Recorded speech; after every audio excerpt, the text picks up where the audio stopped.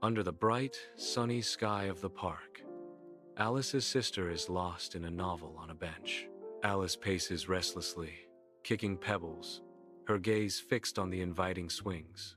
Her longing is palpable, each glance at the swings filled with unspoken desire. A shadow of disappointment crosses her face as she remembers a promise. "She did promise to play with me," Alice whispers, her voice barely audible. Sunlight filters through the trees, illuminating Alice, a young girl with wide, curious eyes, as she explores a vibrant park, a blur of white fur and frantic energy. A white rabbit, impeccably dressed, darts past Alice, clutching a pocket watch. The rabbit's hurried escape hints at a world beyond reality. "Oh dear, oh dear, I will be too late," the white rabbit cries, his voice echoing with urgency and panic. Alice watches, her curiosity piqued, as the white rabbit disappears into the greenery, leaving her in stunned silence. At the edge of the rabbit hole, Alice's eyes widen with a mix of curiosity and daring. The white rabbit disappears down the hole. "That's curious. I must follow him," Alice declares, her voice echoing in the stillness. Driven by impulse, Alice peers into the dark, unknown depths.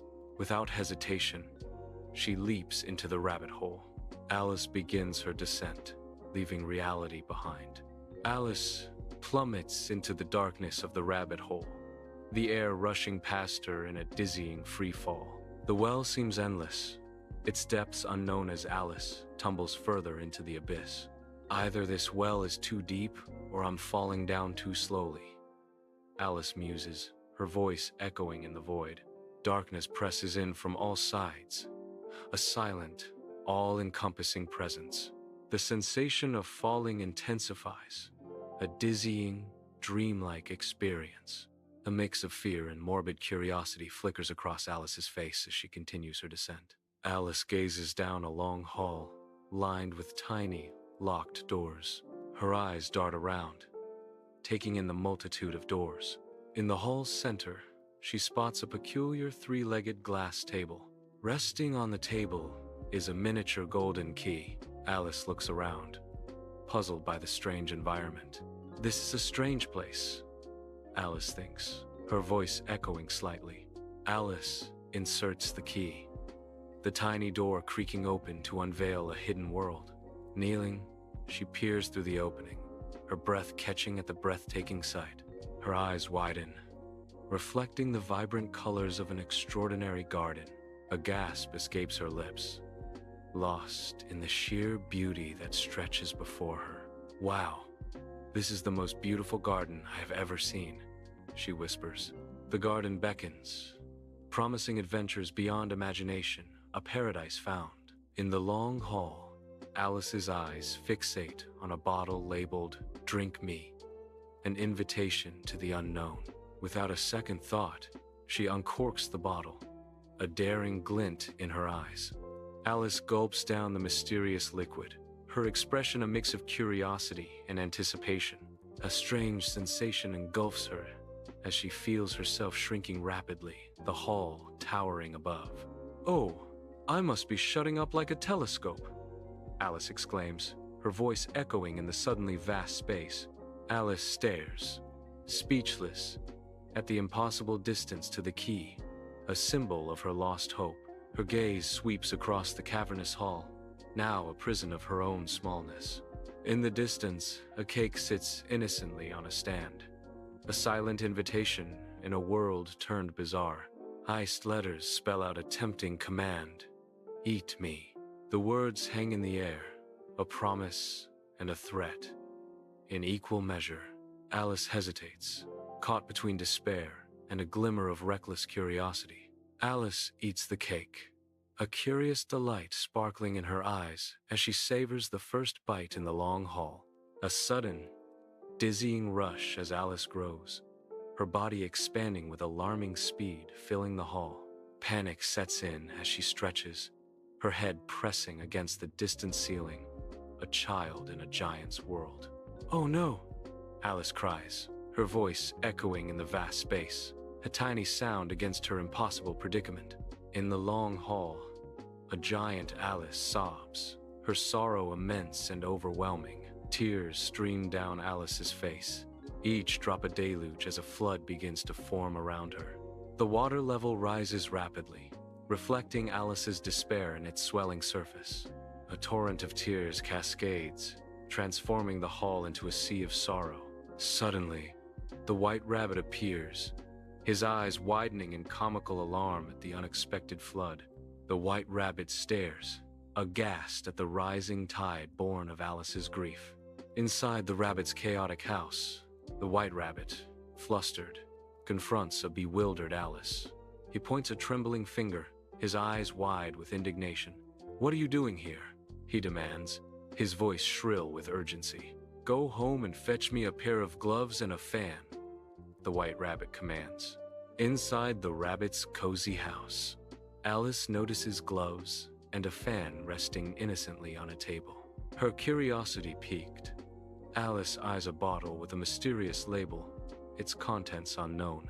Driven by impulse, she lifts the bottle, the liquid inside promising an unpredictable adventure. A surge of magic courses through her as she drinks, an alarming transformation beginning to take hold. Panic rises as she grows uncontrollably, her head now pressing against the ceiling. "I'm stuck!"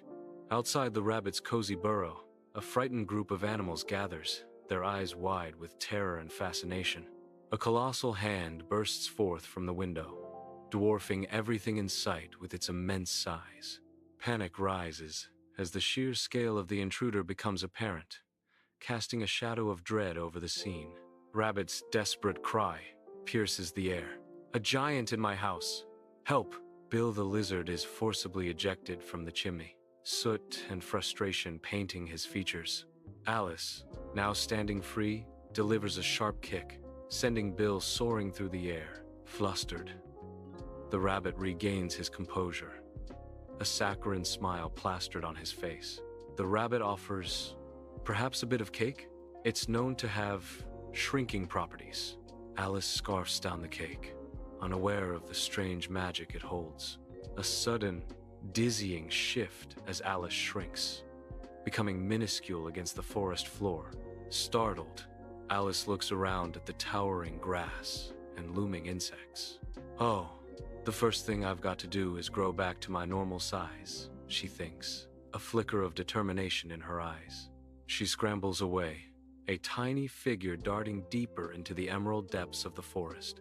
Sunlight filters through the dense canopy as Alice wanders deeper into the silent, ancient forest. She stops, eyes wide, at the sight of a giant mushroom, its cap a vibrant splash of color. Upon the mushroom sits a caterpillar, calmly smoking a hookah, an air of serene wisdom about him. The caterpillar exhales a cloud of smoke, advising cryptically, "One side will make you grow taller." In the heart of the forest, Alice bites into the mushroom. Her body begins to fluctuate wildly, stretching towards the sky, then shrinking rapidly towards the earth in a disorienting dance. Finally, the wild transformations cease. Alice steadies, regaining her normal height. "Phew, there's half my plan done," she says. Sunlight dapples the forest floor as Alice ventures deeper, the rustling leaves whispering secrets only the ancient trees know. A mischievous grin materializes in the air, and the Cheshire Cat appears, perched like a phantom on a bough. "Tell me, have you met the Mad Hatter and the March Hare?" The cat's words hang in the air, a riddle wrapped in a smile. The cat vanishes, leaving only its grin behind, a fleeting, spectral echo in the silent, watchful woods. Alice steps into a bizarre tea party, the air filled with mad laughter and clattering china. The long, chaotic table overflows with treats, presided over by the Mad Hatter and the March Hare. "No room, no room," they cry in unison, their eyes wide with manic glee. Alice pauses, a mix of curiosity and apprehension on her face, as she eyes the peculiar pair. At the Mad Hatter's tea party, Alice clashes with the Mad Hatter and March Hare, amidst cluttered teacups and scattered crumbs. Alice gestures emphatically, her frustration mounting as the whimsical tea party descends into absurdity. The Mad Hatter grins, unfazed by Alice's anger, as he poses his maddening riddle. Why is a raven like a writing desk? The Mad Hatter's question hangs in the air, mocking Alice's logic. Alice rises abruptly from the chaotic tea party, her annoyance palpable. Her brow furrows as she clenches her fists, a storm of frustration brewing within. She turns her back on the Mad Hatter and his companions, a kaleidoscope of mismatched outfits. "This is the stupidest tea party I have ever been to," Alice exclaims, her voice sharp. Half-eaten cakes and spilled tea litter the table, a monument to the absurdity. Alice steps into the beautiful garden, a symphony of colors greeting her eyes. Sunlight dapples through the leaves, painting the scene in shifting patterns of light and shadow. The air is thick with the sweet fragrance of blooming flowers, an intoxicating perfume. Each petal seems to glow with an inner light, showcasing nature's artistry. Alice pauses, captivated by the garden's serene and vibrant beauty. Alice enters a garden filled with the thick scent of roses and a strange artistic energy. Card gardeners meticulously apply vibrant red dye to white roses, creating a surreal tableau. The contrast of colors is striking, as the red paint drips like blood onto the pure white petals. Alice watches with wide-eyed curiosity and disbelief. "Would you tell me, please, why are you painting those roses?" Alice asks, her voice filled with a mix of wonder. In a vibrant garden, the Queen of Hearts arrives, instantly seizing everyone's attention with her commanding presence. Dressed in a flowing gown, the Queen surveys the scene with a regal air. Alice stands before the Queen, her voice steady as she declares, "My name is Alice, Your Majesty." The Queen's eyes narrow, a storm brewing within her. With a wave of her hand, the Queen silences the murmurs, her voice ringing with authority. "The trial has begun," the Queen proclaims, her words echoing through the garden, setting a dark tone. Cards scatter in the air, a fleeting moment of magic suspended in the bright daylight. Alice awakens abruptly, finding herself lying in the soft grass of the park. She sits up, her eyes wide and unfocused, taking in the familiar surroundings with a dazed expression. A gentle smile graces her lips as she murmurs, "Oh, what a splendid dream."